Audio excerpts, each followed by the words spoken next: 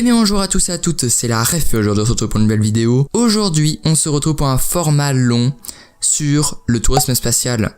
Donc c'est parti. Bon alors, pour commencer, le tourisme spatial est quelque chose de fou et tout ce que je vais dire dans cette vidéo, c'est-à-dire les projets, les dates, ne sont pas fixes. Mais ce sont les idées principales des créateurs et ingénieurs que je parlerai. Donc c'est parti pour faire un long voyage avec quelques entreprises très ambitieuse.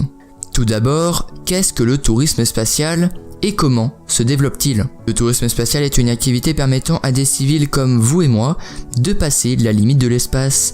Mais à quel prix, telle est la question. De plus, le tourisme spatial se développe grâce à l'ambition des projets existants des entreprises privées que je vais vous parler aujourd'hui. Pour ce format long, je vais beaucoup développer sur 3 entreprises très importantes qui ont déjà fait leurs preuves, qui sont SpaceX, Blue Origin et enfin Virgin Galactic. Mais il y en a eu beaucoup d'autres qui se sont tentés dans ce domaine après le vol de Spaceship One en 2003, qui est le lanceur de Virgin Galactic. Comme je cite Armadillo Aerospace, Da Vinci Project, Excalibur Almaz, Planet Space, Reaction Engine Limited, Rotati Rocket et j'en passe. Donc je vais commencer par les projets très intéressants de SpaceX et son patron Elon Musk, que vous devez sans doute connaître car c'est le patron de Tesla, The Boring Company, SpaceX, etc. Mais c'est aussi le créateur de PayPal qui l'a vendu, ce qui lui a permis de devenir aujourd'hui plutôt riche. On ne va pas se le cacher. Voilà maintenant l'un des projets de SpaceX dans le domaine du tourisme spatial. Bon, pour voyager, il faut une fusée. Et bien voici le lanceur super lourd de SpaceX.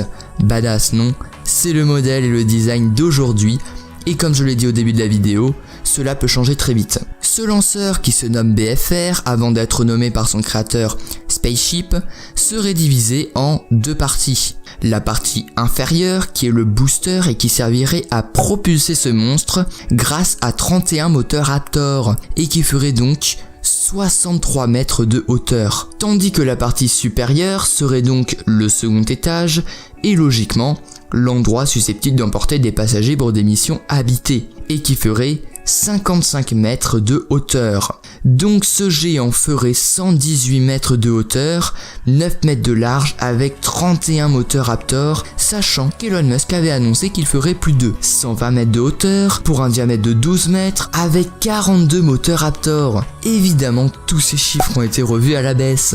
Le lanceur sera, comme la Falcon 9, réutilisable. Mais avec ce lanceur super lourd, Elon Musk et un milliardaire japonais veulent envoyer en 2023 des artistes qui iront jusqu'à la Lune et reviendraient sur Terre. Ce projet s'appelle Dear Moon et durerait 3 jours. Voilà un schéma de leur potentiel voyage. Donc c'est un voyage classique autour de la Lune, ce qui permettra aux artistes de faire des œuvres et de les ramener sur Terre pour que cela se vende sans doute plutôt cher. Un projet envisageable pour SpaceX, sachant que la Spaceship devrait faire un vol d'essai d'ici cette année, c'est-à-dire 2019. Voyons maintenant Blue Origin. C'est une entreprise qui a été créée par Jeff Bezos qui est le fondateur d'Amazon.com et qui a pour but principal de réduire le coût d'un voyage d'individus dans l'espace. Enchaînons maintenant sur la fusée destinée au tourisme spatial de Blue Origin qui est la New Shepard et qui a déjà effectué son premier vol en avril 2015. Cette fusée est réutilisable et destinée à franchir la frontière de l'espace qui se situe à environ 100 km d'altitude et à réatterrir sur Terre. Pour le moment, tous les vols de la New Shepard se sont plutôt bien passés. Blue Origin avait fait une version plus petite qui s'appelait Goddard et qui avait effectué un vol réussi en novembre 2006, ce qui leur a permis de construire en version plus grande et ainsi obtenir la New Shepard qui fonctionne très bien. Cette fusée est propulsée par le moteur fusée B3 qui a été développé par Blue Origin elle-même, tandis que la capsule qui transportera 6 passagers à ce jour est fixée au sommet de la fusée. Elle a un volume habitable de 15 mètres cubes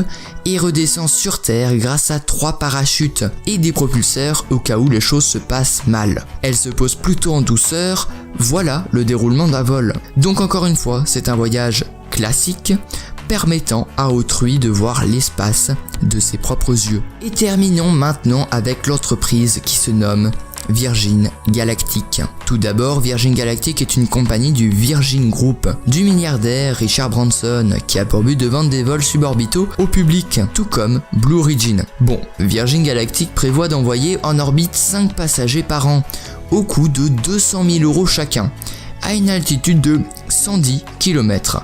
Pour rappel que la frontière de l'espace est de 100 km et avec une durée qui peut aller d'1 minute à 1 heure. Mais quand est-ce que cela va commencer? Eh bien selon Virgin Galactic, cela devrait avoir lieu avant 2020, mais c'est évidemment à surveiller. Pour changer la méthode de voyager, l'entreprise a développé un avion suborbital grâce notamment à la base des travaux de la société Scarlett Composites qui a été commencée par Paul Allen, qui est le cofondateur de Microsoft et l'ingénieur Burt Rutan. Cet avion un peu spécial s'appelle Spaceship One et qui est transporté depuis le lancement par un avion porteur nommé White Knight One jusqu'à 16 000 mètres d'altitude, puis il le largue une fois atteint cette altitude. Le premier vol en automatique du Spaceship One a eu lieu en mai 2003, puis en juin 2004. Il fut pris en main par un pilote d'essai, mais aussi astronaute, qui se nomme Mike Melville, et qui a atteint l'altitude de 100 124 mètres, ce qui fit le premier vol privé dans l'espace. Le 13 décembre 2018, Virgin Galactic a franchi une étape importante. Son appareil Spaceship 2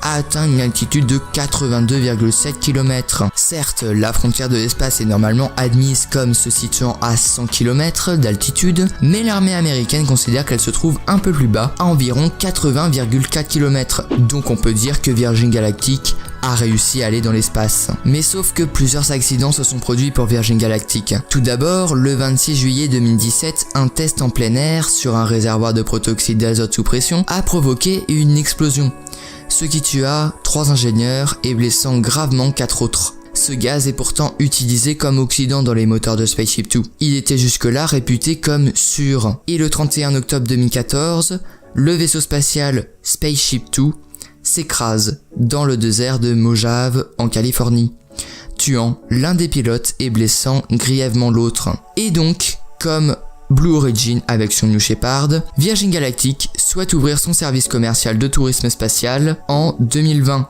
voire fin 2019. Et voilà, c'est déjà terminé pour ce format long, j'espère qu'il vous aura plu. Si c'est le cas, je vous invite vraiment à vous abonner, ça me ferait extrêmement plaisir. Vous pouvez évidemment aussi lâcher un petit pouce bleu. Je vous retrouve le mois prochain pour Minute Astronomie et Astro News. C'était la ref, à plus.